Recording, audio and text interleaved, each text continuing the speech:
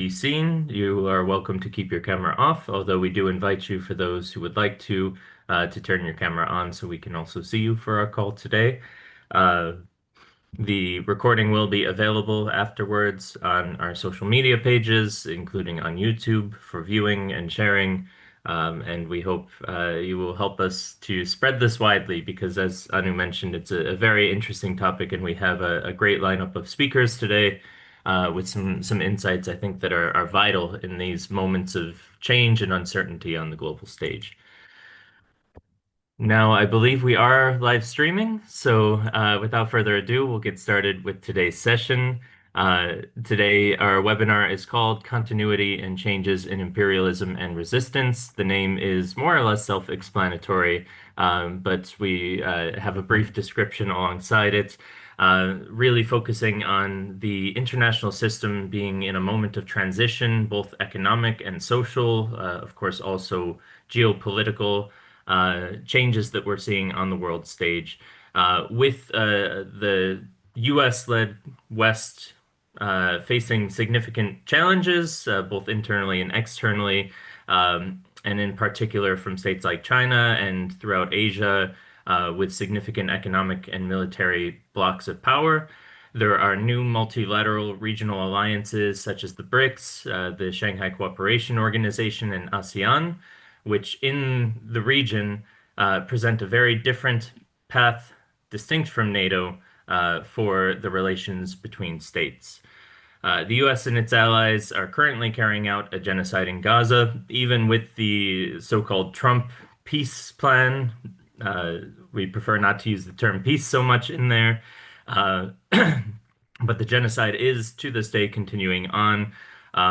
And meanwhile, also the US seeks to restructure West Asian and destabilize several countries within the global South.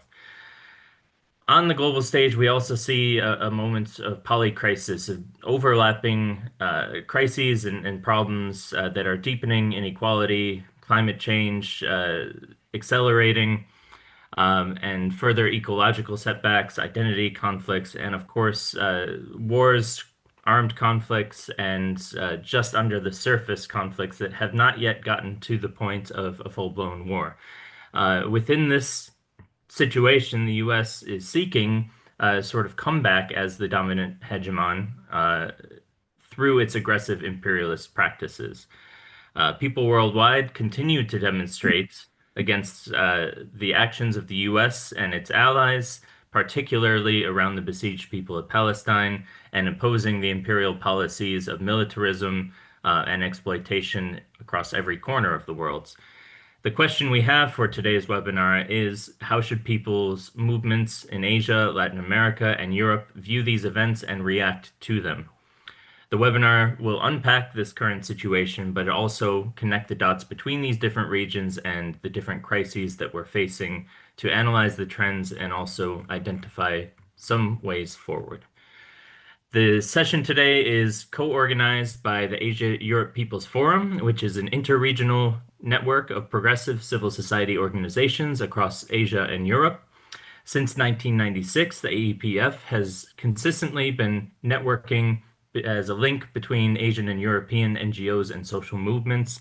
It's committed to fostering people's solidarity for a social and economically just, inclusive, peaceful, sustainable, and ecologically sensitive development within and across the two regions, Asia and Europe.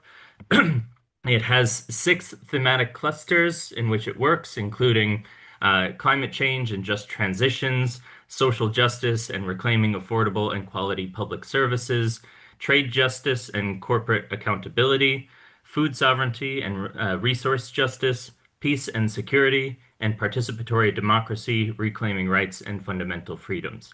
The International Peace Bureau is one of the world's oldest international peace networks. Founded in 1891 and Nobel Peace Laureate from 1910, the IPB has, across its over 130 years of history, sought to bring movements for peace across the world together, to raise up a global voice for peace and justice, and to network for disarmament, for abolition of nuclear and other dangerous weapons and to find solidarity amongst peoples for peace around the world. With all of this in mind, then, we have, as mentioned before, a great lineup of speakers today. The first that we have is Professor Achin Vinayak, who's a retired professor, a fellow of TNI, and a scholar activist from India.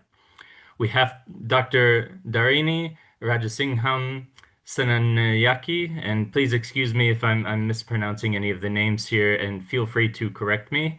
Uh, she is a Sri Lankan cultural, political, and medical anthropologist with extensive expertise in the international development industry and has taught at the Open University of Sri Lanka. Then we also have Christophe Agueton, who is a French intellectual and trade unionist with Transform. And finally, we have Gabriel Aguirre, who's the Latin American organizer for World Beyond War from Venezuela and based in Bogota. He has been an activist and advocate for peace, social justice, and international solidarity and human rights, and has more than 13 years of experience in social and community work. So, with our great lineup of speakers, we will start with Professor Achin Vinayak, who will speak on the current trends of politics and economic trends of imperialism. Professor Achin, the word is over to you.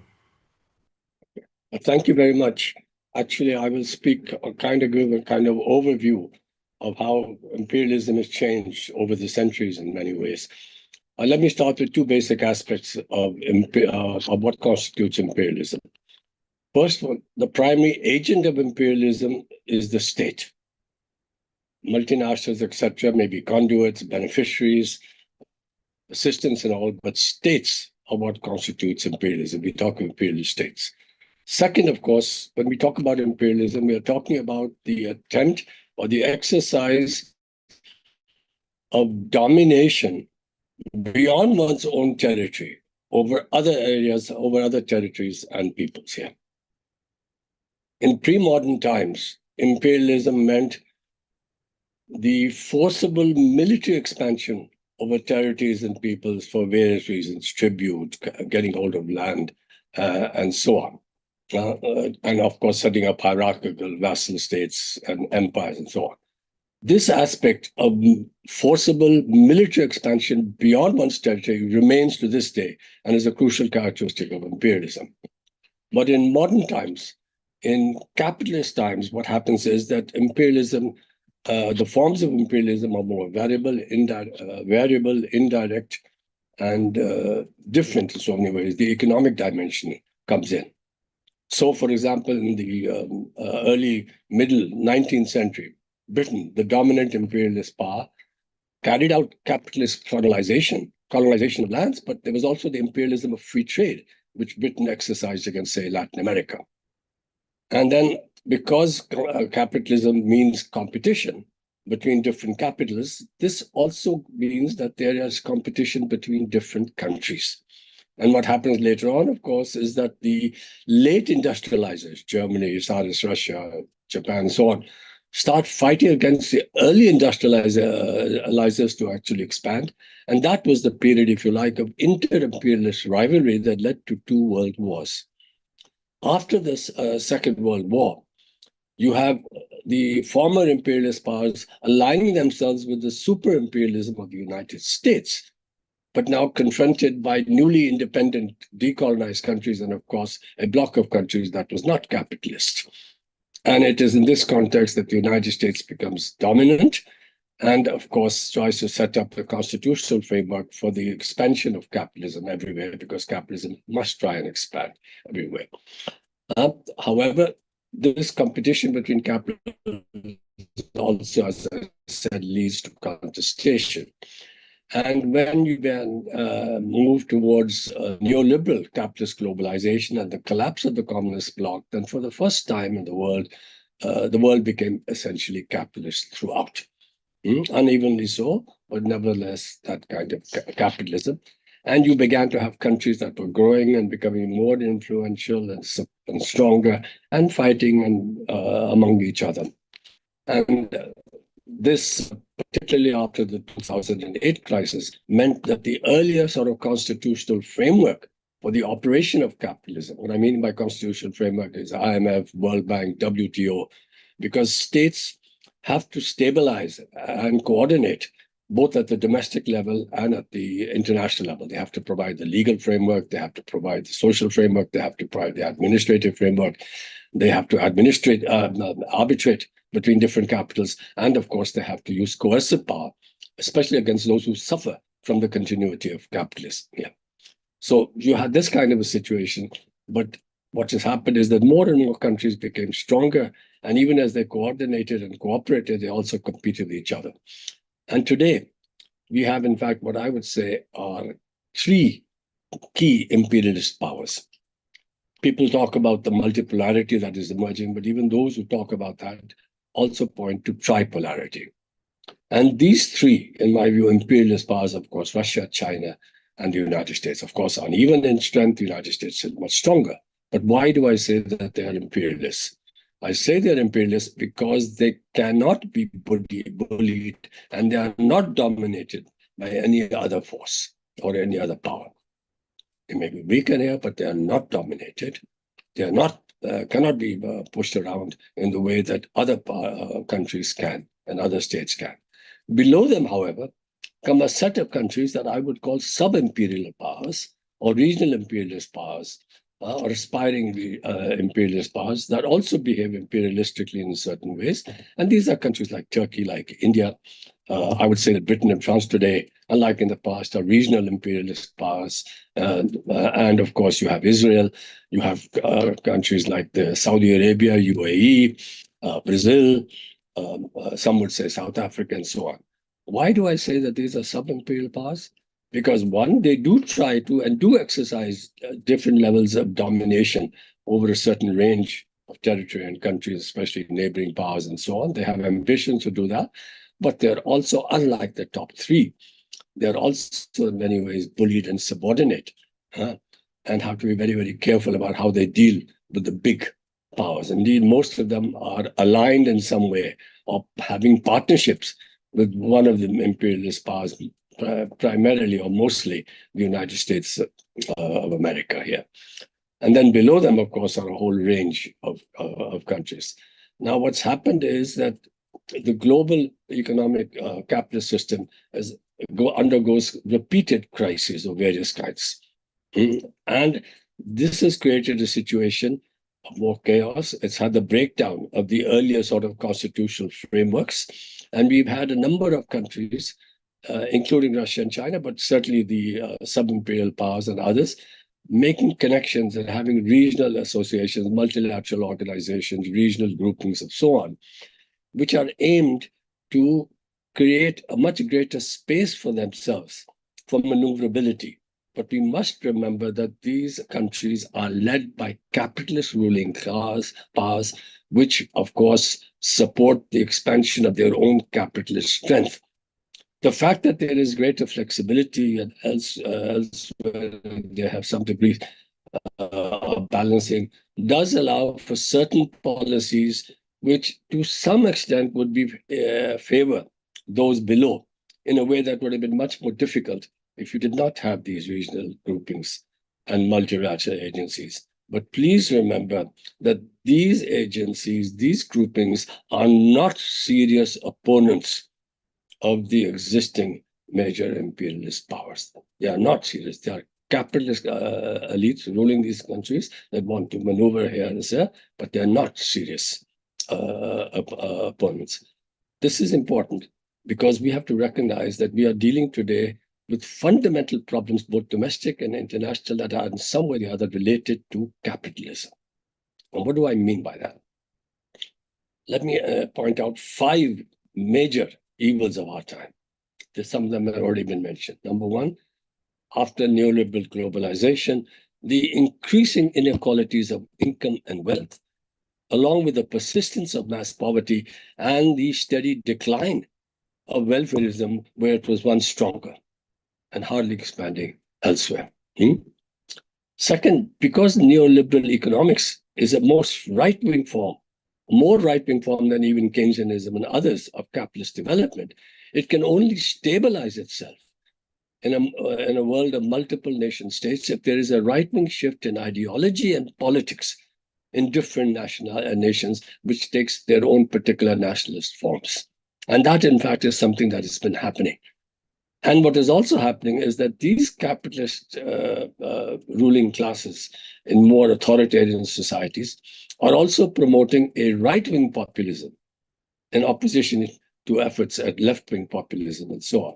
And they are able to do so and get support because there is the playing of what I would call the politics of cultural exclusivism, centered on race, not just biologically, but anti-immigrant, if you like, on ethnicity, on religion, and of course connected to the promotion of very authoritarian exclusivist nationalisms that create a hostile other, domestic or international, that they have to fight against.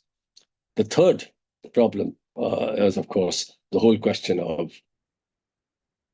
the environmental destruction, biodiversity, climate change, the whole lot, global warming here. And even connected to that fifth, if you like, is the question of now health pandemics. And the fifth one, of course, is militarism and nuclearism. The question is that we have to fight against these resistances, and there are resistance taking place, but these resistances really can take two forms. Most of the resistances are what I would call the progressive politics of the singular. And what I mean by the progressive politics of the singular is that they tend to be specific issue struggles or specific sector struggles. Specific issues, obviously, against this company for this demand, for that. Specific sector for the women's movement, to support migrants, against casteism, and so on. All particular sectors, we must promote civil liberties, etc. These are specific sector movements. And they are taking place at the domestic level and to whatever extent they can at the international level. What do I mean by the politics of the universal? These are progressive politics that are centered around certain key themes that have the capacity to encompass the other struggles, because the other struggles and those struggling on specific issues, specific sector, recognize that in being part of this struggle for this larger collective demand will help their own struggles to also proceed further and succeed. And historically, we have seen three forms of the politics of the universe. One, nationalism, the struggle for national liberation, Palestine, elsewhere, for national liberation, which unified that here. Second, the struggle for democracy. And you will continue to have these struggles here. And insofar as these two struggles are against states and seek to overthrow states, and even if they take place in non-imperialist states, their knock-on effect, if it's a progressive government that comes forward, is very, very important. And you've had such successes to some extent, but they've not sufficiently stabilized themselves. You've had it in Venezuela under Chavez, you've had Ecuador, Bolivia, you've had some improvement in the economic situation, but at least some particular time you've had democratic struggles, the Arab uprisings, and you will continue to have that because that's a part of the world in which you have dictatorships. The third politics of the universal has been the politics for socialism.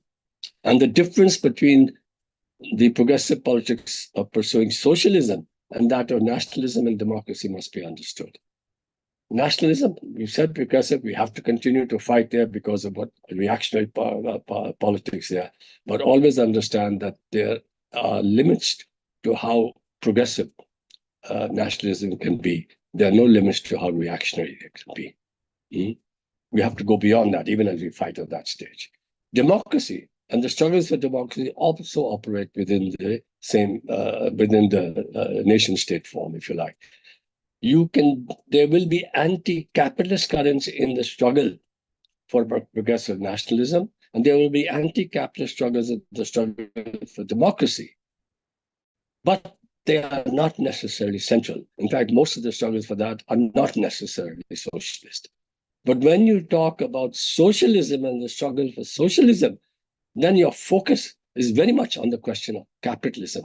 And the evils that I pointed out about capitalism require us to understand that we have to fight to transcend and overthrow capitalism.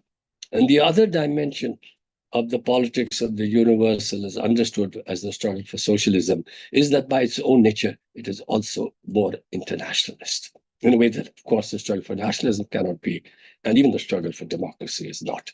And I think this is very, very important here. And indeed, efforts like the World Social Forum, the AEPF, the Progressive International are all part of this effort to actually also go beyond the national level to try to coordinate, to promote greater understanding of the need to be able to fight at this level.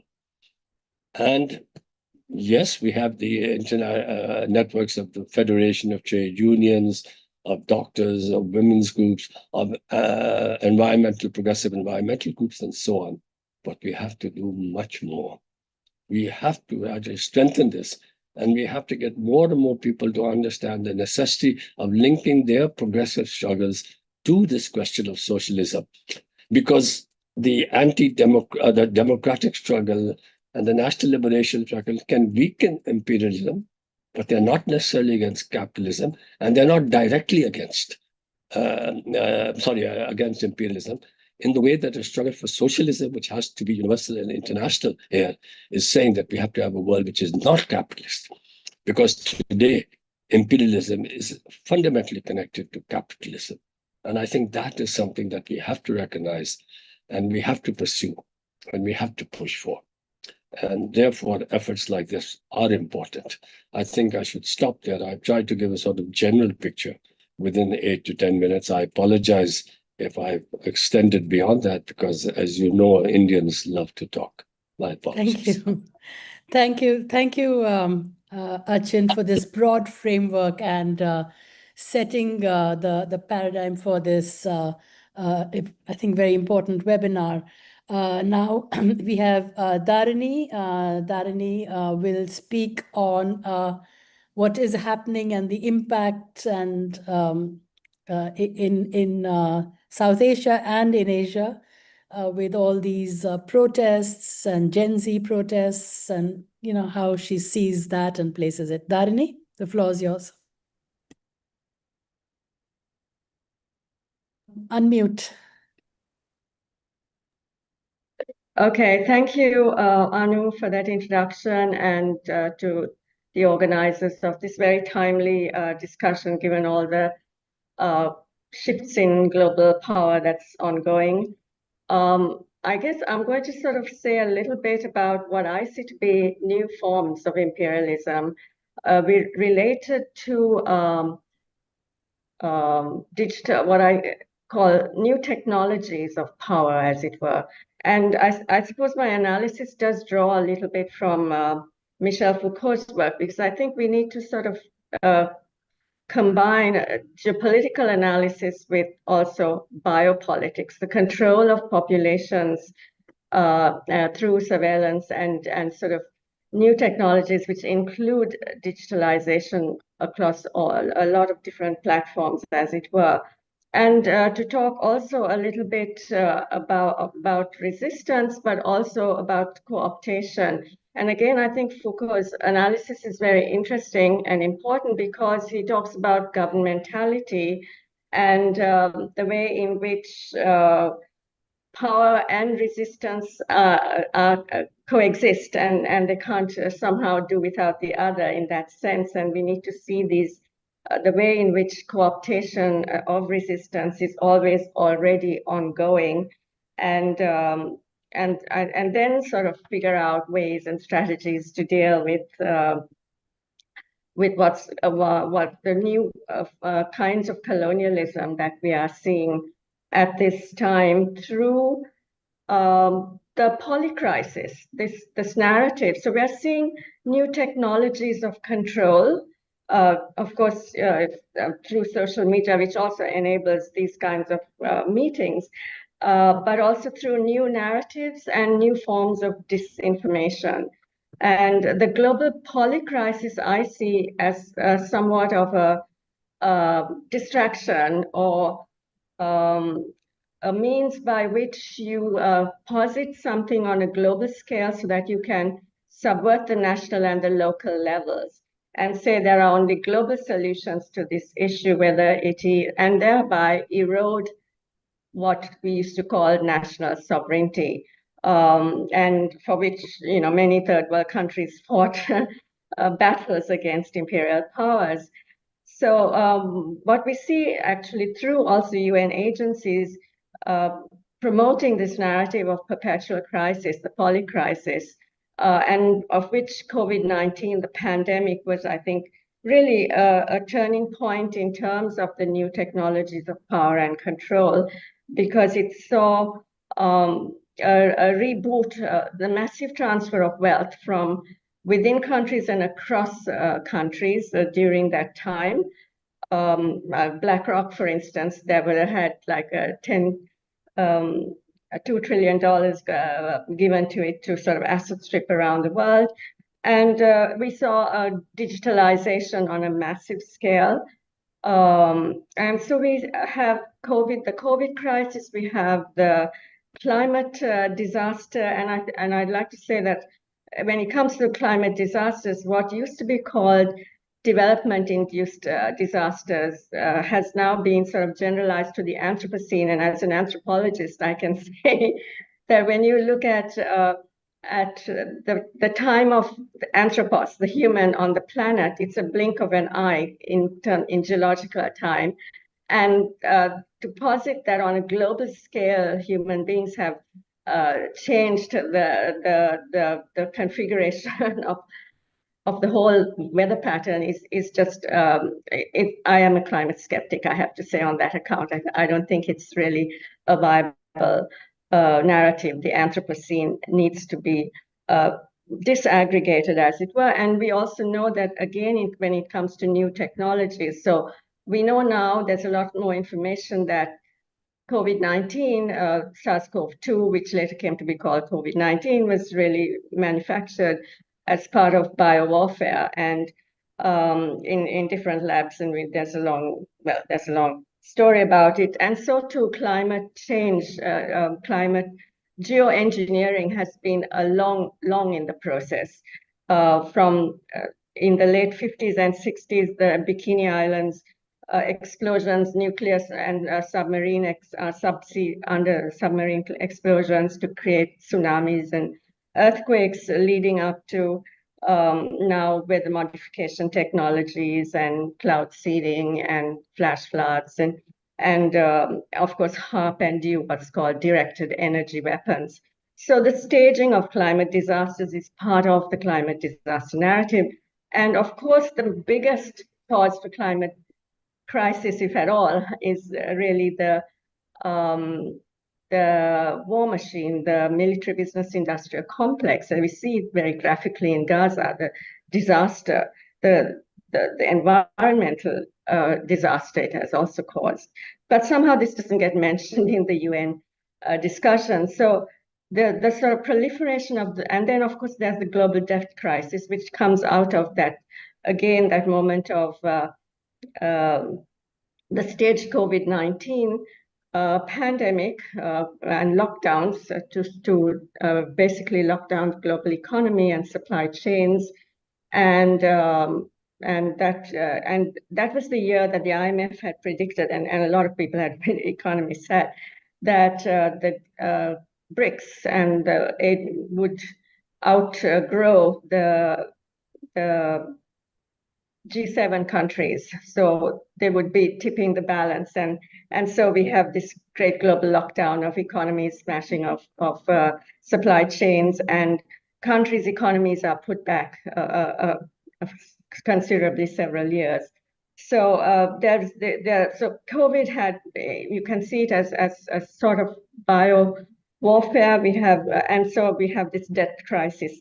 56 countries now are either in IMF bailout packages or near default at this time. And these are countries that were considered emerging economies, like Sri Lanka, which had been just before the COVID been upgraded to an upper middle income country by the World Bank itself. So there's different, we might talk then about hybrid economic warfare as part of new strategies for imperialism and neo-colonialism, and of course the debt trap. And the weaponization of identity politics, the culture wars that are perpetual in the background. So you're unable to distinguish what is and identify what are the real issues and what are the fake issues. And so the culture was also part of all patterns of colonialism, of divide and rule, race, ethnic, religious, caste, gender, LGBTQ, whatever it is.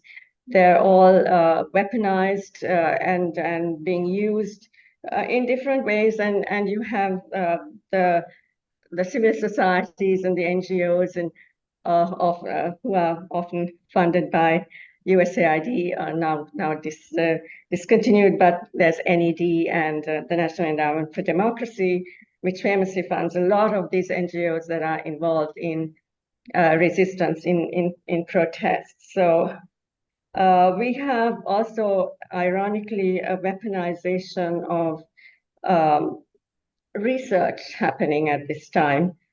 And but in any case, so we have this polycrisis, the debt crisis, the climate crisis, and biowarfare, and all kinds of and the pandemic and the new pandemic treaties coming into, which is all for global governance. It's a new model of global governance that will bypass the nation state.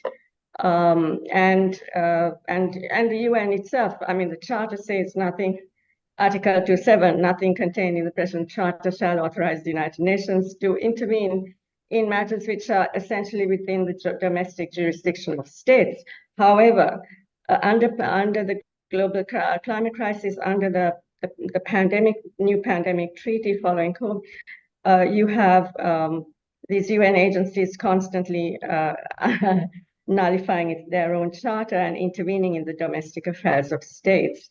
And so I think we really do need to start looking at sort of what has been called digital colonialism. Now I'm going to turn to the resistance, the problem of resistance, and which I think, again, Foucault's work is really very important, because he talks about resistance being constituted through the very power structures which give rise to their resistance, and therefore the co-optation is very easy, and you see that constantly with the regime change operations that have been staged in Asia and as called Gen Z operations, but they're essentially regime change operations.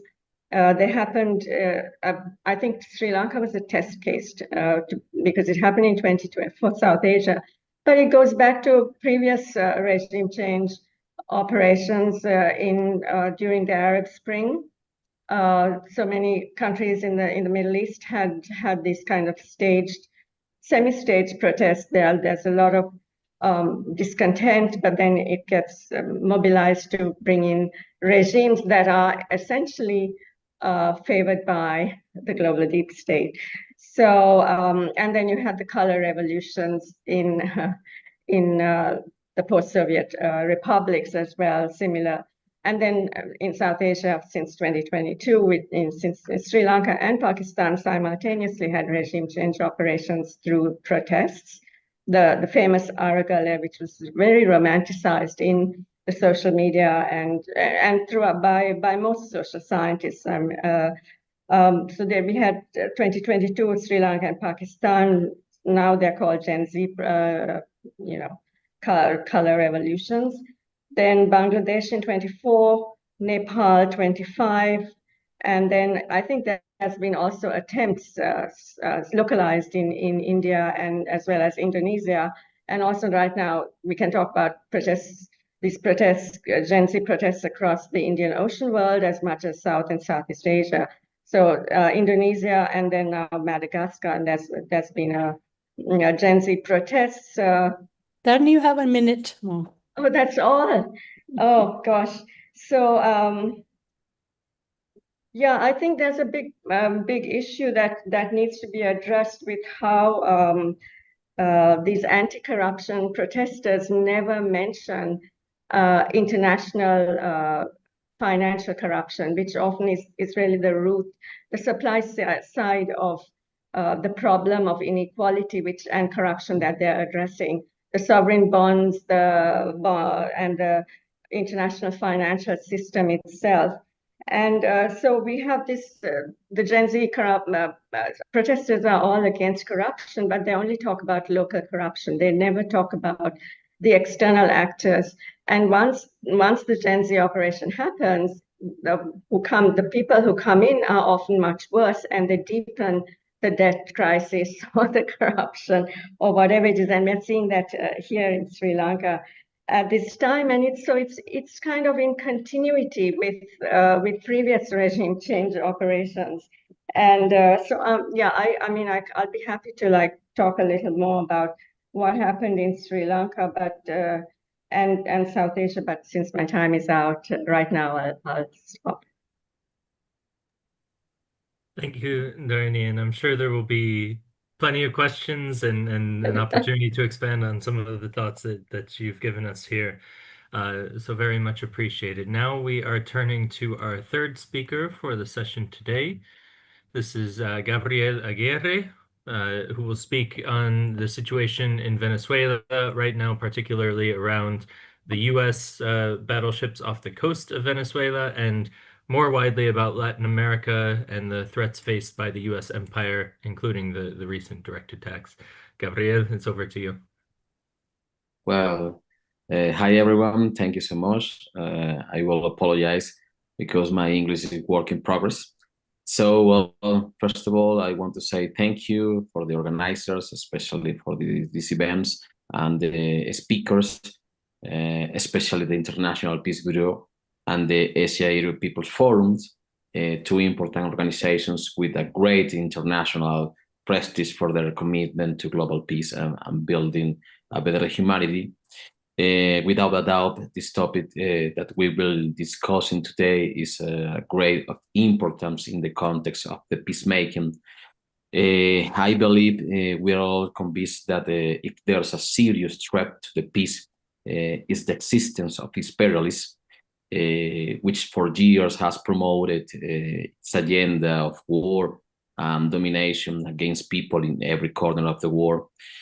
Well, I come from a region that was named by our ancestors as Abya Yala, a place in the world like many others, where our peoples live together in peace, in harmony with nature and with all living beings.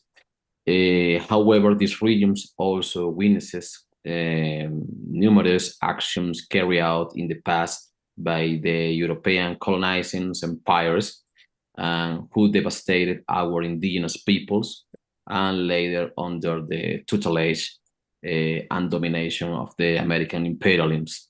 It will take several events like this to talk about of our history of resistance. So I want to share with you the current context that we are facing in Latin Americans. So for many years, based on the Monroe Doctrine, the theory of the manifest destiny, and the Roosevelt corollary, the U.S. has employed a form of relationships with our countries based on the logic of domination and hegemony.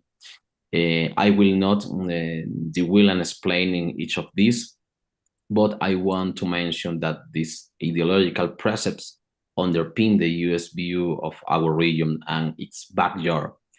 That's why, I mean, amid the current global tensions in the struggle of the control of a strategic resource, Latin America, as you know, possesses a vast natural resource necessary for different monopolies to gain a foothold in the international competitions. Our region boasts energy, mineral, water, and biodiversity resource. To give an example of this, according to data from CEPAL, its Economy Commission for Latin America and the Caribbean, this region accounts for 20% of the world's oil reserves, with Venezuela accounting for the largest amount of oil in the world, with more than 293 billion barrels of oil. Latin America also possesses around 25% of the strategic minerals. Some may have heard of the lithium triangle located between Argentina, Chile, and Bolivia, which accounts for 68% of the world reserves. Bolivia, the largest water reservoir in the Guarani aquifer in Brazil, Argentina, and Paraguay, and Uruguay, in terms of biodiversity, among the list of the top 20 most megadiverse countries in the world are Brazil, Colombia, Ecuador, Mexico, and Venezuela. To understand the imperialism's behavior toward our countries in the war, always it's important to understand what Latin America means in the economic terms. That's why I wanted to share this data, which will help you to better understand this topic. I want to share a short video about the former general for the South Commander Laura Richardson's talking about the current policy of the US for Latin Americans.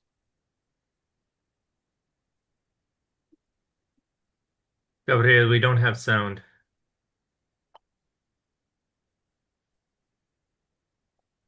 Oh, we haven't sound? No sound, no. Creo que tienes que compartir nuevamente y asegurar hacer clic en el botón donde dice compartir también el sonido. Ah, ok, perfecto, listo. Voy, ahora sí. This region matters with all of its rich resources and rare earth elements. You've got the lithium triangle, which is needed for technology today. 60% of the world's lithium is in the lithium triangle, Argentina, Bolivia, Chile. You just have the largest oil reserves, light sweet crude discovered off of Guyana over a year ago. You have Venezuela's resources as well with oil. Copper, gold. We have the Amazon, lungs of the world. We have 31% of the world's fresh water in this region too. I mean, it's just off the charts. We have a lot to do. This region matters. It has a lot to do with national security, and we need to step up our game. Well, this short video, you can see when she say that our resource, okay, so we need to protect that. We need to try to work on that, etc., etc., etc. They feel like the owner of this resource.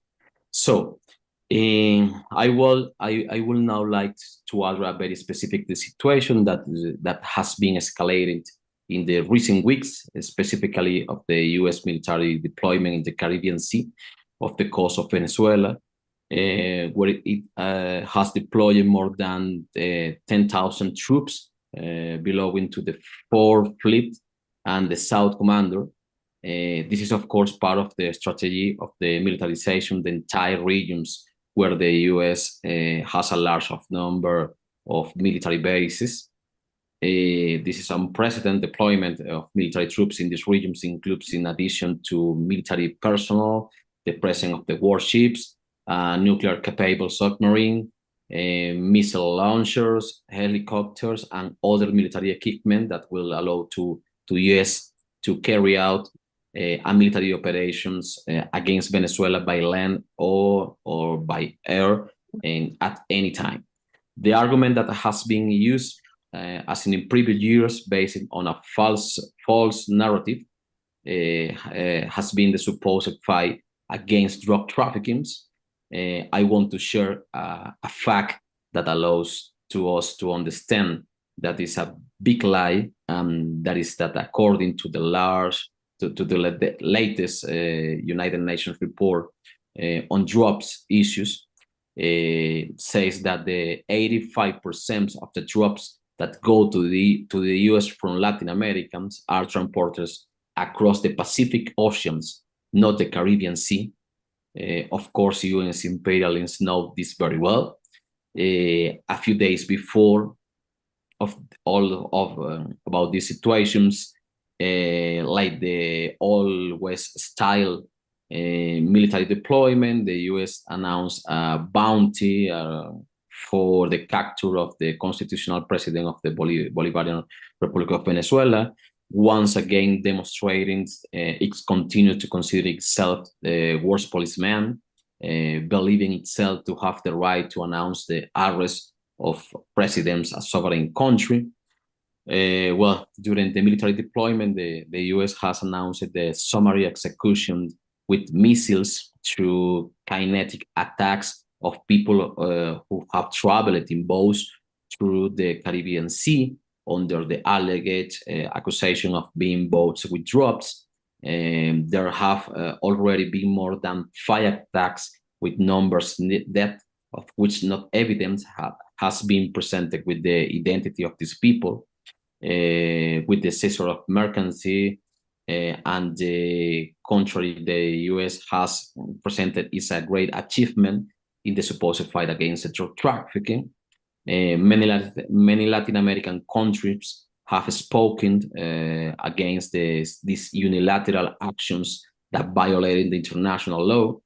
A couple of days ago, Donald Trump, as a spokesperson of for the imperialists, announced that he was authorizing the CIA operations in Venezuela, also in something never seen before, publicly announcing that the US government's intelligence agency will carry out operations on Venezuela territory.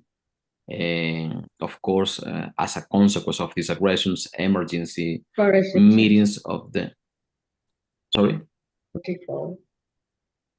Okay. The UN Security Council have been called to war of an imminent military aggression by the US against Venezuela. Everything seems to indicate that once again the US intends to start a war under a false excuse, just as it did in Iraq and Afghanistan, with the supposed weapons of mass destructions that they have never showed to the war.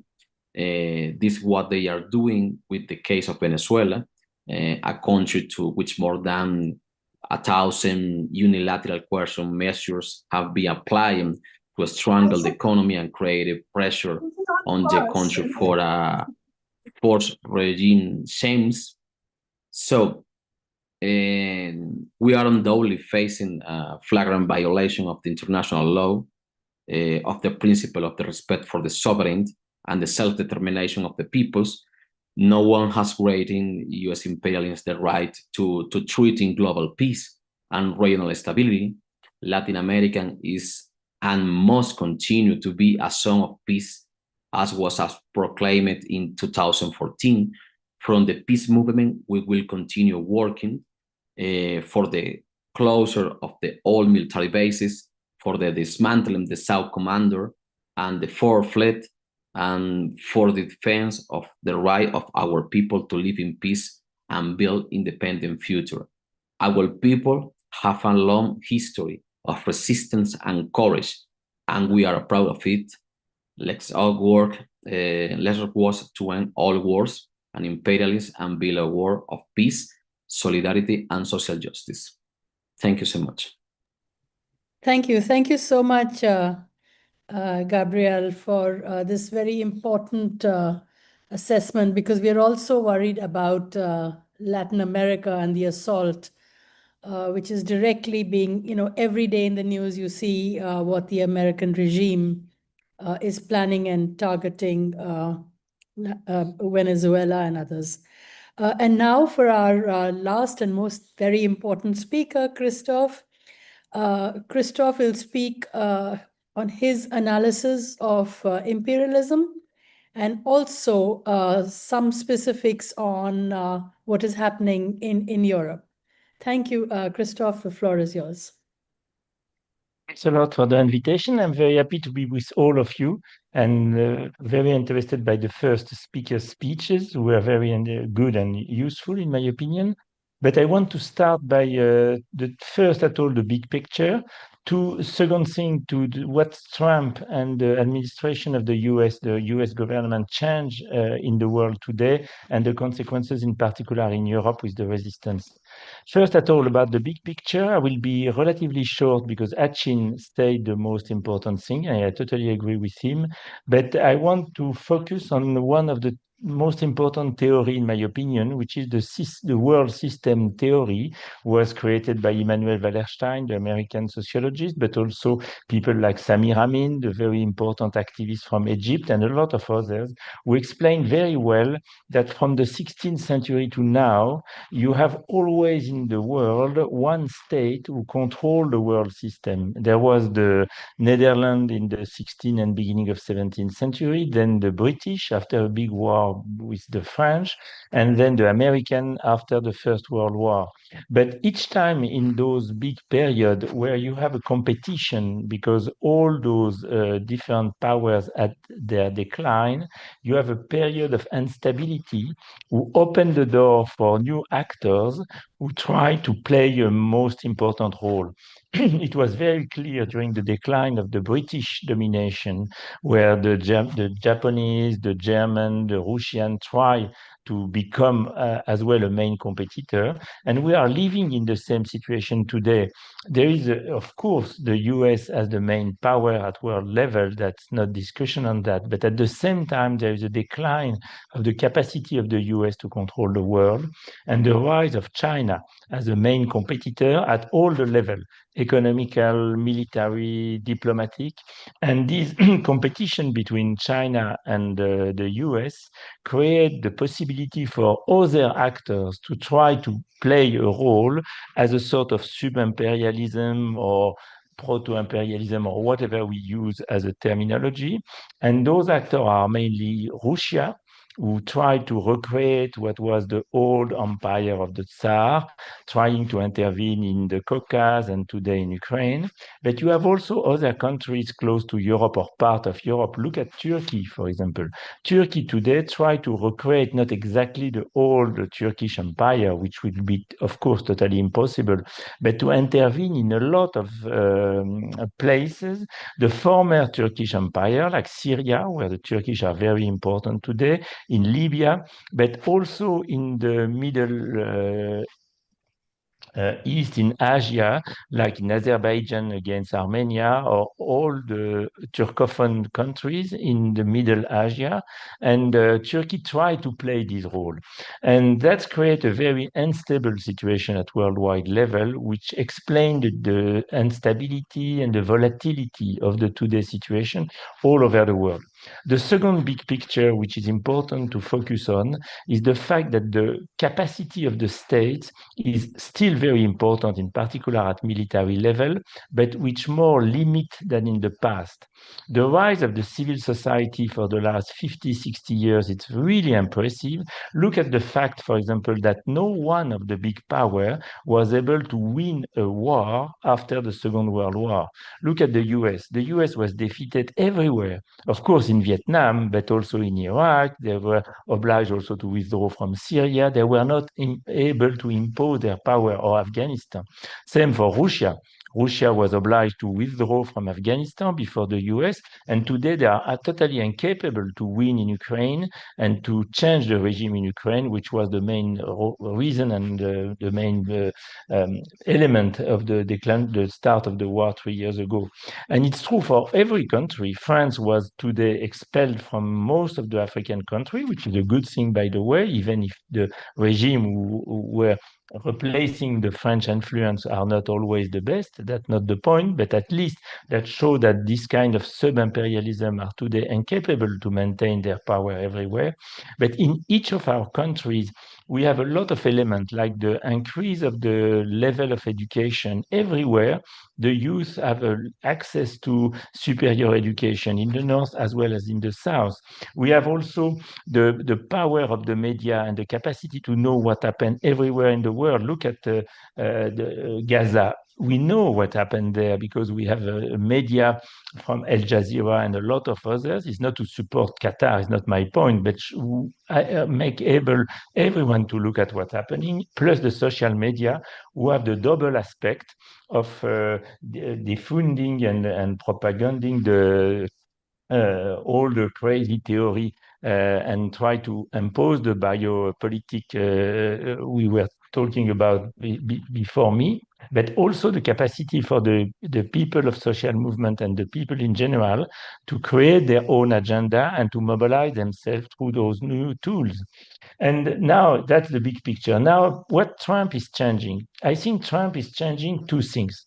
The first thing, which is the most obvious, I will be very short on that, is to even increase the instability of the world by this tariff war everywhere against India, against China, Europe, everywhere, and the capacity to destroy all the international institutions and to attack the climate negotiation and all those very important international sphere and place where we try to resolve the problem of the humanity, like the climate change, for example.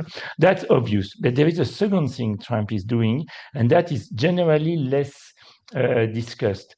In the beginning of the neoliberal globalization in the 90s, the main power, it was Clinton at this time in the US, but the equivalent in Europe with Tony Blair and a lot of others, there was a sort of proposal of an alliance between the big capital, the big bourgeoisie, the main leaders of the world, with a sort of emerging middle class. And they use the term like a creative class or startup nation and a lot of terminology of this kind would show at this time that it was necessary to have a ecological friendly approach, to have the capacity to struggle against climate change. We have to be gay friendly. We have to open to feminism, to the right of minority, open also to a certain level of migration. If you look today at the big tech in the US, the Indian engineers are absolutely key. Without them, you don't have neither Google, Amazon, or other big tech of this kind. And this proposal was the neoliberal leadership proposal in the 90s and in the 2000s, is today challenged by a new political proposal, which is the Trump proposal, but also the new authoritarianism we see today in a lot of places in the world, of course in the north, but also in the south, which is the idea that you need to have a sort of false alliance between the big capitalism, like Elon Musk in the US, which is a little bit the symbol of that, but also the popular and the working class. And to do that, what they do is to attack not only the migrant and the migration in general, but also they attack the woman and feminism, they attack the LGBTQ, they attack the intellectual, they attack the people who are fighting for the ecological issues and against the climate change. And they try to create a sort of authoritarianism and authoritarian regime who are focusing on this attack against the middle class in favor of this so-called alliance between the big capital and the popular class. That's created a big division among the developed country and inside the society, like Europe, but also in Japan or Korea. If you look what happened really recently in South Korea, it was exactly this issue on the table. And in Europe today, we have a big fight between the people who are supported by Trump or even Putin, who try to develop this conspiracy theory and to support the far right and the fascist and neo-fascist group in Europe. And in front of that, the problem we have as social movements and working class and popular class is to have to fight against two fronts, if you want. One, it's against neoliberalism, that's obvious, but also against this new attempt to create authoritarianism, authoritarian regime, as we saw in Hungary, as we saw in a lot of countries where we had this kind of attempt to create a new illiberal authoritarian regime today. And I want only to finish by the fact, and there's maybe a little debate among us, the panelists, about what the Gen Z is. If we look at what I know the most, except Europe, which is Africa, in Africa, we have two countries where the Gen Z is very important. Madagascar, they were able to sack the president. You saw that recently in the news, but also Morocco, where you have a lot of movements today with a lot of demonstration of young people. When you look at their demands, they are social issues. They are fighting for more public service. They are fighting for employment. They are fighting for better wages for the workers. I think they are our people. And I really think, in my opinion, that we have to support and to be with them because they are really the actor, the young generation who can change the game and change the world. For this reason, I am more positive about this kind of new generation of movement, which was very important during the Arab Spring, even if today we have a backlash in a lot of countries. Of course, Egypt and others. But I think that what happened today with the Gen Z, it's one hope in this world. I finish with that. Thanks for listening to me.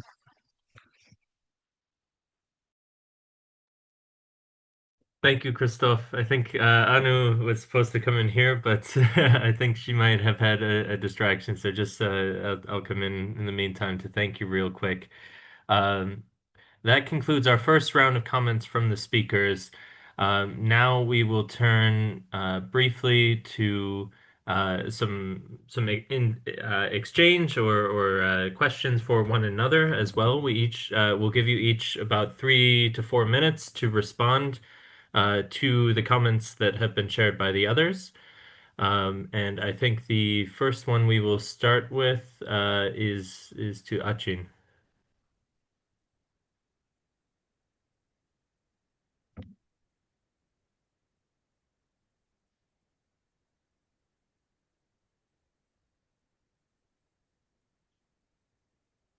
I think, Achin, your response?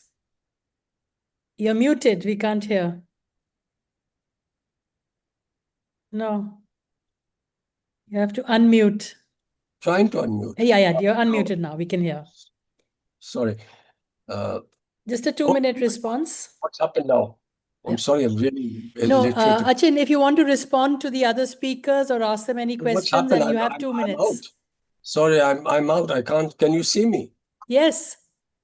I can't see anything. We can see and hear you quite well. Yeah, I really don't know what's happened over here because there's been so much of a mess up of my electricity. Can you just ask me later?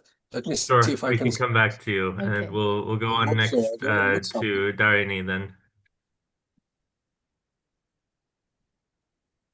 Darini, would you like to respond to the other speakers or ask them any questions or make any final comments? Yeah, I guess I should sort of continue where I sort of left off in some ways, but to respond to the last speaker's comments about Gen Z, my sort of point is that the Gen Z protests are not really organic, or they're partially organic, but highly streamed by external actors through the GAFAM, I mean, social media platforms, Google, Apple, Facebook, Microsoft, Amazon, TikTok. These were leaderless Gen Z. And Gen Z is it's an Euro American neologism. It doesn't sort of really make much sense in South Asia at some level. But also they were, the protests in Sri Lanka triggered with Victoria Nuland's visit in March 2022 to kick off the Aragalia, the protests. And she, as we know, she was the undersecretary for the State Department at the time, and she was at the Maidan Square protests in Ukraine. She famously said, "Fuck the EU," which was caught on tape at that time. when they were, we know that the CIA was behind the protests at the Maidan Square, which eventually led to the installation of an actor, Zelensky, to fight the proxy war, the NATO proxy war on Russia. So this Gen Z protests, they're leaderless, they're sort of choreographed through remote platforms. They lead to sabotage of their own countries and their own futures. So if you see what the outcome of what happened after the protests is that the IMF essentially takes over. So the protests were staged to have a regime change, bring in a pro-IMF, and I myself personally saw protesters holding pro-IMF posters in Sri Lanka during the protests. And so they bring in a regime that says there is no alternative to the IMF. We have to go into their restructure programs, which is austerity, privatization of national assets, and basically deepening the debt trap. And I mean, we expect now that there will be a second default in 2028 when the country has to start paying back the capital on the to the secret bondholders and the vulture funds, BlackRock being the largest, who holds Sri Lanka's debt. So in fact, the protesters made their own future worse, because the next generations now will have to pay off this new debt that has been accumulated through the debt restructure, which is the biggest bond scam yet. It has deepened the debt, and it has also extended the period, so future generations. So the Aragal, so I'm sorry to say, whereas we would love to actually place our faith in the protests, and I think the whole sort of social science, there is a romanticization of these Gen Z protests, and there is a lot of frustration, it is true. However, they get streamed and they are choreographed and controlled by external actors who deepen their own ability and their interest to draw out the natural resources, the wealth of third world countries through these, what Naomi Klein called the shock doctrine. You deliver shocks to countries through Aragaliers or regime change operations, and then you exploit them. The rise of disaster. Naomi Klein's book is called the shock doctrine, the rise of disaster capitalism. So that's what we see, the staging of, and so ironically, these protests have in fact led to more, and they're sabotaging their own futures. There's a lot of social disruption, economic disruption. Look at what happened in Nepal. When Google, Facebook, the social media and TikTok was shut down, the deep state, the global deep state, issued a warning to the Nepalese government. If you shut it down, you're going to get burnt down. So the parliament was burnt down, ministers were attacked, the Supreme Court the courts were attacked, court records destroyed. So you're basically sabotaging your future. So, and the future of the country. So, and this deepens the ability of external actors to exploit these countries, and deepens. But the point is that the role of social media becomes almost sacrosanct. You threaten Google, GAFAM, Google, Apple, Facebook, TikTok. You shut them down, you're going to get it bad. So I think we need to be much less romantic about protests, as Michel Foucault was quite rightly. See how biopolitics, the control of populations through new technologies of surveillance, digitalization, and now we're going to have CBDCs, central bank digital currencies. We're going to have digital identities, identity cards, etc. So the whole tracking process, all of that is now being rolled out slowly for global governance.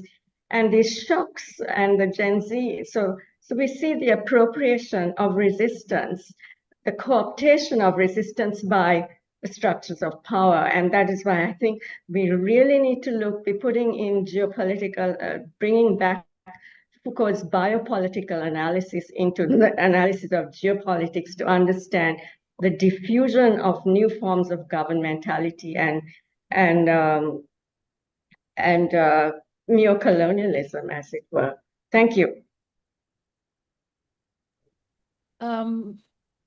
Gabriel, would you like to come in here before then Christoph and then Achin if he's got his internet back?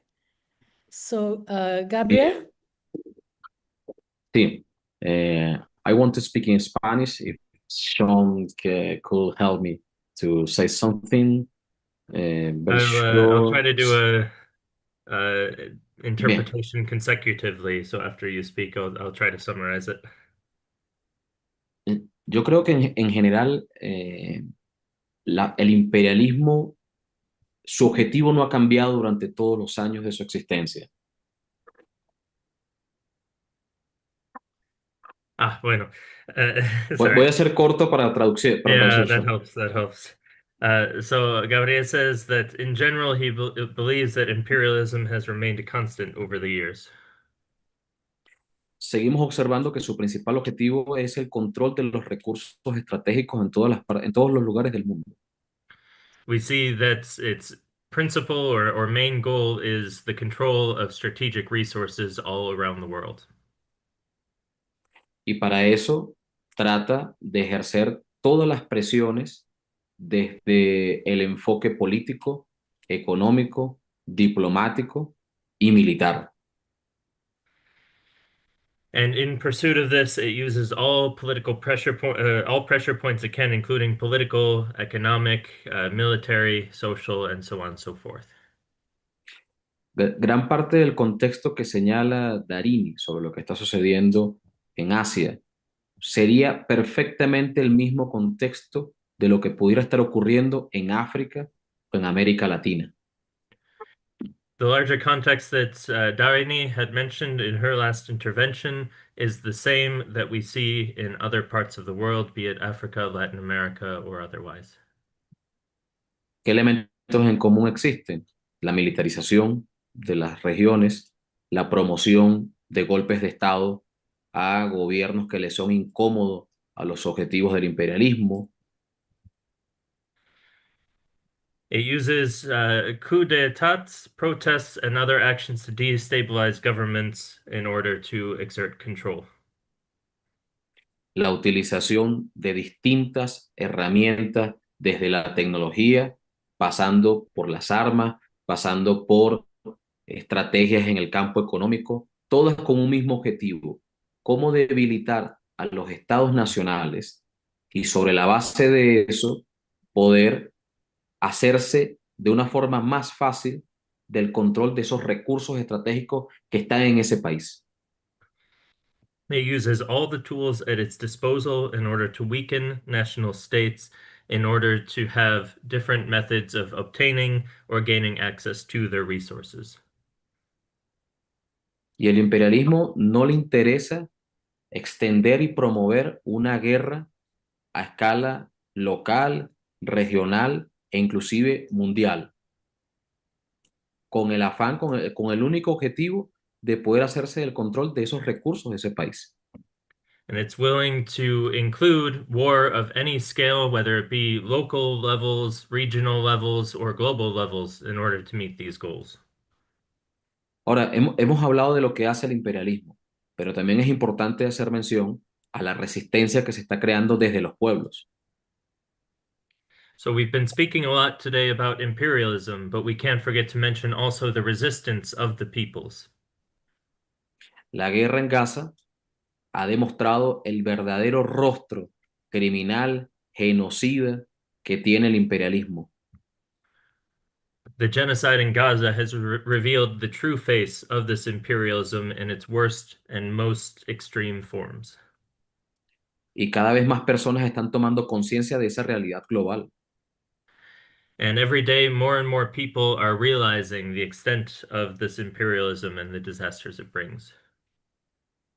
Y las personas y los movimientos se organizan en función de oponerse a la promoción de la guerra, de oponerse a la dominación, de oponerse a la recolonización. And the peoples and movements of the world organize themselves in opposition to these wars, to this expansion of the imperialist projects. Nosotros creemos que es fundamental que nuestros pueblos, en la lógica de la resistencia no violenta, trabajen en tres grandes áreas de acción. The movement against wars and imperialism organizes around three central areas. La principal, una educación para la paz, pedagogía para la paz. So the first Poder one, hablar y crear conciencia de lo que está sucediendo. Un ejemplo de eso es este webinar. so first to just take a step back, I forgot to include the word in the last translation, nonviolent reactions to the situation. The first one that Gabriel outlines is education for peace. And that can include, for example, the webinar that we're having here today. La segunda tiene que ver con el activismo, con la movilización, con las acciones de protesta pacífica y no violentas. The second one is the activism that we see, the demonstrations and activities around the world calling for peace. Y el tercer gran eje de trabajo tiene que estar centrado en la labor en los medios de comunicación, en las redes sociales. And the third one is the importance of using all tools at our disposal, particularly the media, and including social medias, to spread the message of nonviolence and opposition to imperialism and war. Finalmente, construir estrategias de unidad en la diversidad, plataformas de acción común para oponerse al imperialismo, que es el principal promotor de guerras en el mundo, resistir y salir victoriosos. And finally, we need to come together with unity in diversity and tackling the issue from various perspectives and angles and working together with a global community against these initiatives while also addressing the local issues and opposing the primary forces of imperialism like the US. Muchas gracias. Thank you. So we can have Christoph now, and then after that, Achin with his last comments. Christoph? Yes, now a few words about the new social movements. I think that it will be a mistake to see all the new movements as a sort of proxy from the imperialism, in particular from the US or the Western imperialism. If you look at Africa and the two countries I was talking about, Madagascar, the president who was sacked by the mobilization was supported by France and was exfiltrated from Madagascar to the Réunion and to Dubai by the French army. And the movement, if there is one power who tried to play a role on supporting this new movement, Gen Z, is Russia, who try, like in other African countries, to impose a new presence of the Russian mercenaries, the Wagner groups and this kind of groups. But that's totally secondary. The movement in Madagascar is a genuine movement of the youth for public services and social issues. In Morocco, it's even more clear. The movement started because in Agadir, a city of the south of the country, there was an hospital where 8 women were there because they were pregnant to give birth to babies. Those 8 women died because the public service was not able to help them, because the doctors were not there, because the public service was so destroyed by the neoliberal policy that they were not able to survive from that. And it's because of this shock that the youth in Morocco was uprising itself and organized this big Gen Z movement. And you have to know that the power in Morocco, the king and the government, is the main ally of the US and European power. It's the support of imperialism. It's not at all the movement which is supported by imperialism, but the power of Morocco, which is challenged by this new movement of Gen Z in Morocco. I don't know what will happen in this country, but the movement is extremely important for the future of this country. But more generally, and I think that the thing we should discuss is the fact that there is a new way of commit and a new way of be part of the social action and the politics today from the youth. I don't know how the things are in India today, but in Europe, the unions and the political party are very weak today. But at the same time, the movement are very strong. And the people who are part of those movements don't want to be part of parties and unions for most of them. Personally, I regret it because, as you can see in this video, I'm not a young guy. And I am part of political parties. I am part of union. I am a unionist, and I defend the necessity of union and political party. But we have to know that it's not the way in which most of the new people who are mobilizing themselves in supporting Gaza or supporting the social issues in Europe, for example, don't want to be part of those unions and those left political parties. They can vote time to time for them, but they organize themselves in a new way through the social media, through informal network. And we have a new generation, starting with the movement, the Occupy Wall Street 15 years ago, which is now the way in which the climate activists, for example, were key in the flotilla for Gaza, when they organized themselves with their own resources without passing through organization to try to mobilize today for Gaza. And when you look at the situation in Italy, where you have a huge movement in supporting Gaza, most of them are organized directly by local groups and the people who are not organized in the way we were 50 years ago. And I'm not happy about that because it's not my personal culture. But we have to live with and to be able to have bridges and links with those people because they are the future of the world. And I really think that we have to start by being sympathetic for this young movement and what was happening, even in Maidan, for example, in Ukraine. I was with them. There was not the CIA organizing that. That it's really a conspiracy theory, in my personal opinion. Maidan was a genuine movement of the young people who wanted their country to be more free, more modern, less corrupt. Then, of course, the CIA was happy about, but they didn't start this movement. And that's true all over the world. I think that the idea that you have a sort of conspiracy organizing, it's not the reality of what's happening. And even if it's uncomfortable, and I think it is, because those new movements are not easy to manage, if you want, we have to live with and to be able to open the arms and to work with them because they are the future of our countries. That's what I wanted to develop. And sorry if it was a little bit long. Thanks a lot. Achin, you have to unmute. We can't hear you. You have to unmute. Yeah.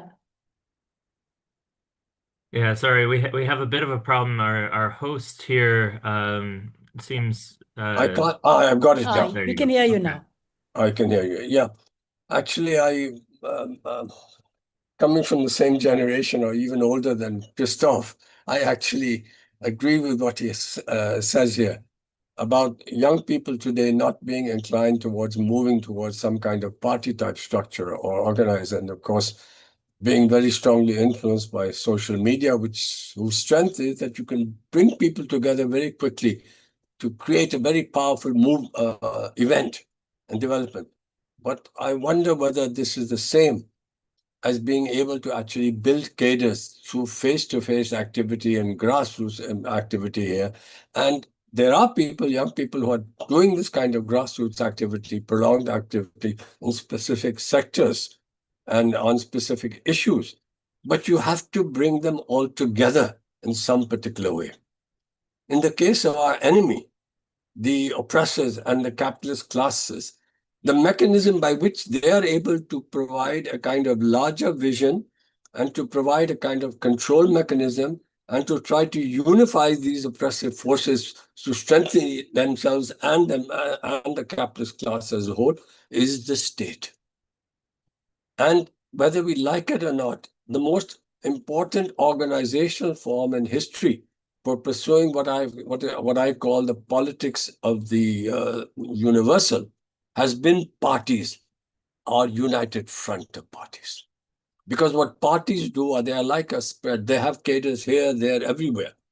and they try to bring them together within one framework for discussion, development, and so on, etc. Here. The alternative organizational form to something like this would be what people like Castells and others talk about, a network or a network of networks. And it doesn't really work in order to provide that kind of collective vision which people adhere to, or an organizational structure that can fight on this front and all towards that here. We can see it in the Indian case, where the most important effort to build a kind of network of progressive movements and others is the NAPM, the National Alliance of People's Movement. So I think this is one very important point here, that one can understand that the young generation doesn't feel that it has anything to learn from the older generation in terms of its history and so on, who nowadays even talks about an international of political parties as distinct from an international of certain this movement and that movement and all the rest of it. And yet I believe that this still remains crucially important, because for all the work that Foucault has done in reminding us about capillary power, power through classification of governmentality and creating subjectivities, it tends to strongly underestimate that even as there are so many institutions and forms of the generation of socialization of subjectivities, of therefore power and knowledge, there is still a special place for the state. And here I come to the question of what Weber and Marx both emphasize. And here the important thing is that there are various ways in which you can shape people, that is to say, restrict or eliminate their freedom of agency. Because that's in a certain sense what governmentality and all the rest of it do. But remember that the state, which has a monopoly of physical force, and there's a difference between coercion and force. Coercion is about, of course, restricting the agency, eliminating the freedom of agency. But force eliminates the freedom of agency by eliminating the agent itself through force. And that's what states have. And these days, everywhere, unlike even in the Western countries and the European countries of social democracy and elsewhere, now states which earlier were much more reluctant to resort to domestic struggles with force are much more willing to resort to force, even in the most advanced social democratic countries or the advanced Western countries. And that's something that we have to really understand in order to take that. My own view is about social media, very good, etc. But it's part of a whole process of atomization of people in so many different ways, not spending enough time with each other, building the kind of solidarities that. I was supposed to be first. I have actually two questions, both for Christoph and for Gabrielle. For the last 15, 20 years, the continent that gave us hope, some hope, where left populism emerged and all that, was South America. And you had in Venezuela, you had for the first time the armed apparatuses of the state moving in a more progressive direction, something like Portugal in 1974, 75. And Chavez was there. And he made changes here. But why did it fail? Because Maduro is not like that at all here. Of course, we criticize the United States and everything here. And what happened? One, of course, maybe the emphasis on extractivism all. But what about ALBA and the efforts that were there to try to build that? I would like to know a little bit more, even in brief, about why that failed and what happened, because you have a degeneration there. Extractivism, reliance on that also meant changes there. For Christoph, today, if you look at the advanced countries and much of Europe, the state which gives you, the country that gives you some little bit of hope is where you have Mélenchon and Insoumis as a strong force in a way that now Syriza and others are not. Maybe the left front Portugal here. So can you say something about what are the possibilities and what you would like to see as the direction in which it will move? Because I do feel one thing. If there is a strong left critical of capitalism, even if it's capitalism, government that comes to power in an advanced state, its knock-on effect will be very considerable. It can generate the kind of forces that can move even further. So I'm asking you really, in a sense, what are the possibilities of the one big left force in Europe or left party of some kind, adjusting social or whatever, moving ahead and changing the picture in France. Thank you, Achin. And that is also a perfect transition into our final segment for today, which is our Q&A. So we already have two questions posed, one to Gabriel and one to Christophe. Would either of you like to answer first? And Gabriel, if you'd like a translation of the question, you let me know. Bien, yo, bueno, voy a hablar todo otra vez en español. Lo primero que diría a Chica es que necesitamos otro webinar para responder la pregunta que hizo. So thank you very much for the question. And my first answer is that we would need a whole other webinar in order to answer your question. Porque es hablar sobre la cuestión de Venezuela en mayor profundidad y de América Latina en general. Y eso toma bastante tiempo para poder comprenderlo en su justa dimensión. Perdón, ¿puedes repetir? No, no pude. Sí, a ver, porque esto implica hablar de Venezuela en profundidad y de América Latina, y esto nos llevaría bastante tiempo para poder trabajarlo adecuadamente. So this we would have to go into depth on the story and situation in Venezuela, but also more widely, of course, across the continent. And this would take quite a bit of time to get into. Voy a mencionar algunas cosas muy breves. Yo creo que América Latina sigue siendo un continente de esperanza. So I'll mention a few things here anyways, and the first is that South America is and should remain a continent of hope. En nuestros pueblos y particularmente en nuestros países latinoamericanos, yo no considero que hayan fracasado. Considero que seguimos resistiendo estoicamente, valientemente. Our peoples and our countries, it should be noted, continue to resist. Historically and actually, culturally, we are resisting. Y respeto los criterios y los análisis que puedan tener sobre los contextos particulares de cada país en el mundo. Pero quienes estamos aquí en América Latina sabemos la gran historia de resistencia que tienen nuestros pueblos.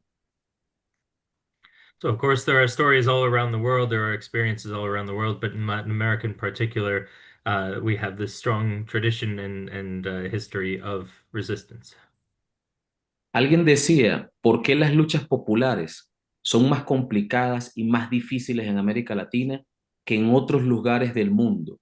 Son más complejas que en África, que en el Medio Oriente, que en Asia. So people ask, why is it the popular resistance in Latin America is more complex, more difficult, more intense than in other parts of the world? Y la razón es una, y está clara, es porque estamos en el mismo área geográfica que el imperialismo más agresivo y más brutal de la humanidad. And the answer is quite simple. It's because we are in the same region of the world, quite close to the main empire that we have in this moment, the United States. Y la presión contra nuestros países es en todas las esferas. Es una presión, voy a hablar en el caso de Venezuela. La presión es política, es económica, es diplomática y ahora también es militar. And we face the entire spectrum of imperialist policies and practices in our continent, political, economic, diplomatic, and of course, most recently, military. En el caso de Venezuela hay que analizar dos Venezuelas. La Venezuela previa a las sanciones, a las medidas coercitivas unilaterales, y la Venezuela después de las medidas coercitivas unilaterales, que fueron aplicadas en el año 2014. So in Venezuela, we have to look at two Venezuelas in particular, the Venezuela before and after sanctions. The sanctions that took place in 2014, in particular, the economic sanctions, which completely changed the context in Venezuela. Sin las sanciones, Venezuela era capaz de garantizarle a su población educación pública gratuita de calidad, una salud pública y universal, el acceso a derechos como la vivienda, el acceso a derechos económicos y sociales, uno de los salarios mínimos más altos del continente y diversos programas sociales para la atención de la población. Before the sanctions, you can look at the incredible economy in Venezuela, including the free public education for all, universal health care, universal right to housing, the highest salaries in South America at the time, among others, Y otros derechos económicos y sociales. and other social and economic rights. Después de las sanciones, con Estados Unidos cortándole el 99% de los ingresos al país, So after the sanctions, the US managed to cut nearly 99% of all of the income sources for the country. la gestión gubernamental, las políticas públicas y la posibilidad de gobernar, por supuesto que se complejiza y se caotiza en general. The capacities for governance, for administration in the country were completely put into a chokehold and unable to function as they used to.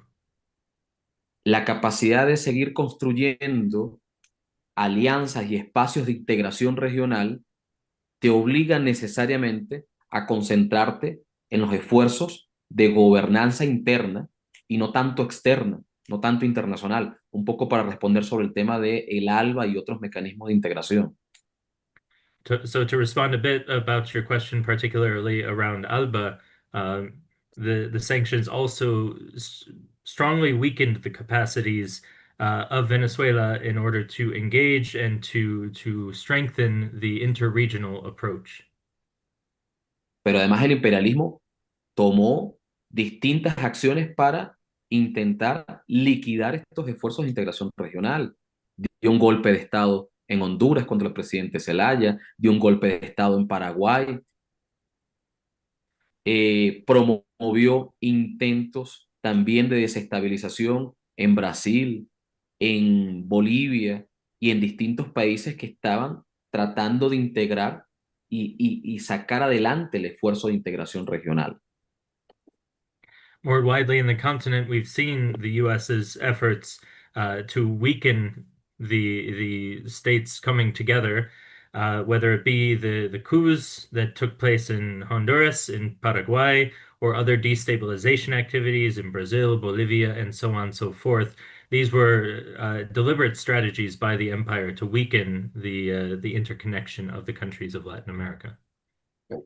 Y en el caso de Venezuela, como lo decía, aplicaron sanciones, promovieron golpes de Estado contra el país, nombraron un gobierno paralelo contra Venezuela, introdujeron mercenarios, terroristas al país.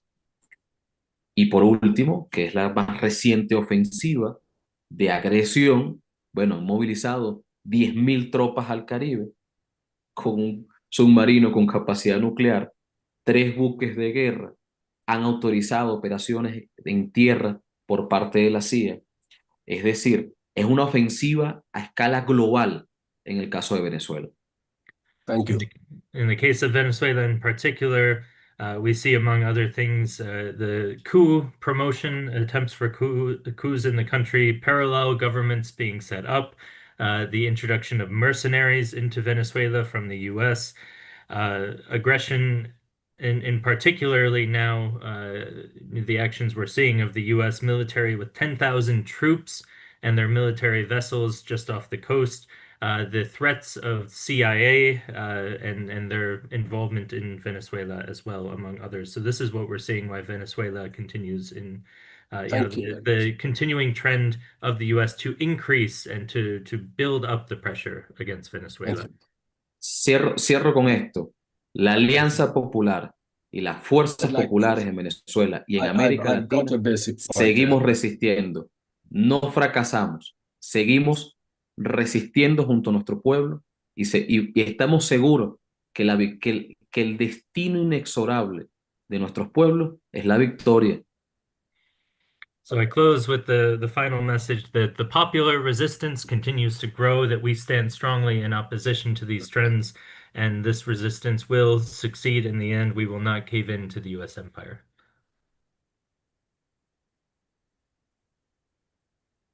Thank you, Gabriel. I think there was also then the question Achin posed to Christophe.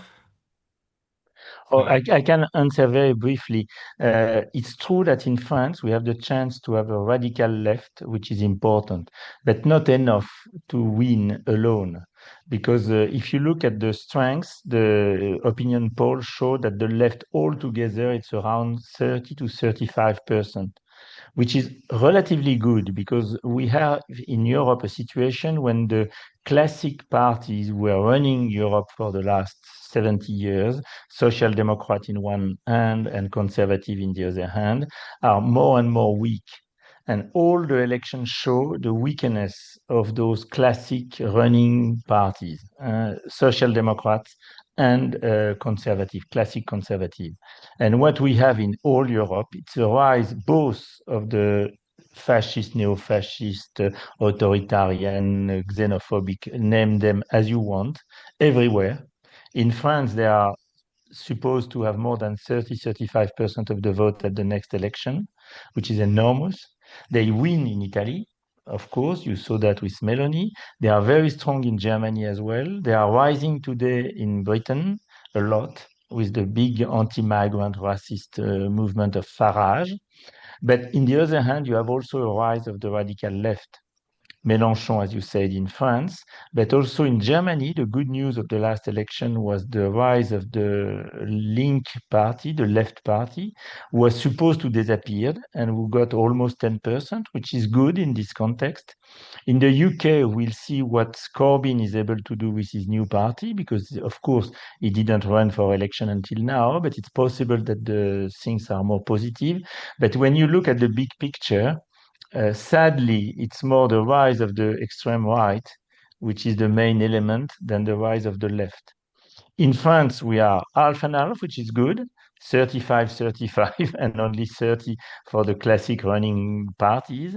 But the problem of the left, it's also how we can have a unity of the left, because we have not only the France Insoumise with Mélenchon, which is credited of 12%, more or less, a little bit like Die Linke in Germany, but also the communists, the Green, who are more left in France than in Germany, and also the socialists, who are divided between the classic social democrat and a wing which is more left. That is the main challenge. I will not enter into detail because it will be too long and it's not the point of this webinar, but it's more or less the reality in all Europe. This rise of the far right is the main element and is sadly the result, but also a rise of the radical left more or less everywhere, with up and down. Podemos almost disappear in Spain. Syriza, you know, the situation is not good at all. But globally, you have these two rise, extreme right and radical left. But sadly, today is more the extreme right who has the hand. Thanks.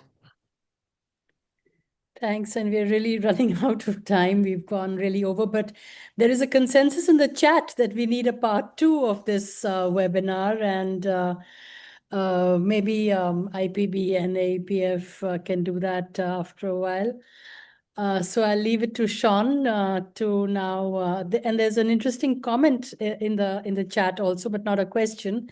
So I leave it to Sean now to really wind up and close. Thank you.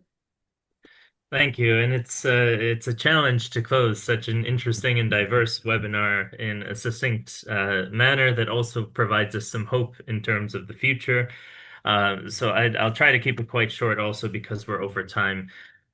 The challenges of the empire, which of course the empire itself can be defined in a number of ways. I think we've seen a couple definitions here which aren't mutually exclusive either. There's a lot of overlap in definitions, but whichever definition we take, they are the empire or empires that we see utilize a wide range of tools and coercion in order to continue their ruling class empires on the global stage, including, of course, the economic, military, political, diplomatic, and other levers of power.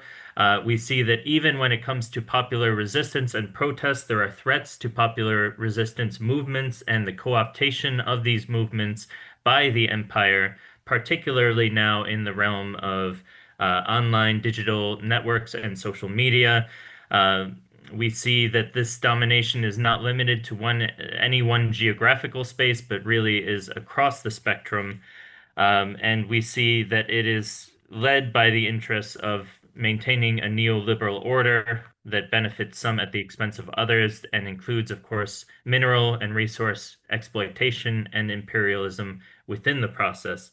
There are still some challenges or maybe opportunities for changes to this imperialism, as was outlined a bit by Professor Achin at the beginning, including the middle powers and including some regional groupings. But we recognize at this point these groupings are not able to fully challenge the domination and hegemony of the imperialist system that is maintained.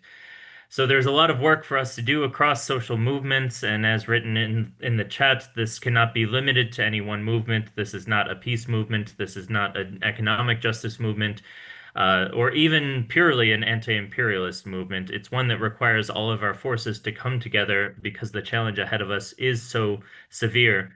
The first part, of course, is the education and recognizing what it is that's ahead of us and to have these conversations like we've had today.